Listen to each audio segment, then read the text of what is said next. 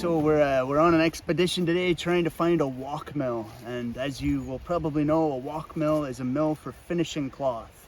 So it's one of the 4 stages of cloth production. And what they do is they take the loosely woven cloth and they put it through a washing process with a mill which beats the cloth with stalks, which are kind of like boots, and it's basically they tread the cloth until the fibers join together. It becomes smaller, but it becomes more compact, and therefore it becomes waterproof, and of course it cleans it. So what we have here is the site of a 18th century at least Waulk Mill. We know there's a tack for this, which survives in the National Records of Scotland. We know that it's also listed on Forrest's map from 1799, so certainly here between 1736 and 1799. Now, as you can see, we just have a nice empty field here. It's quite an interesting site as well.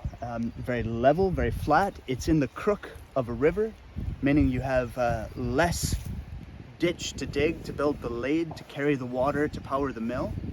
So it makes sense to build here. Now, what we found, aside from a nice empty field, we have found some interesting bits of masonry. So first of all, we've got loose scattered rubble spread across this particular area of the field. There's also a slight depression, slightly different color in the grass. We also have a modern drainage ditch plastic pipe, which we think possibly was laid in the actual lade. So they made use of that older ditch to lay modern drainage, perhaps. It's a theory.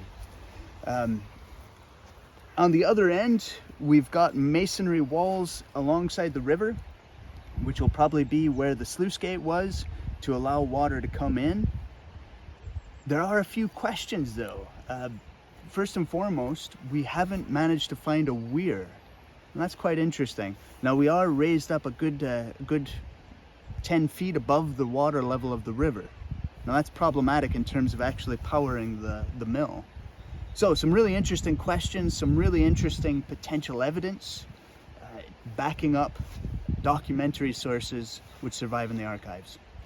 And of course, it's just a great day out for the 1722 Waggonway Heritage Group.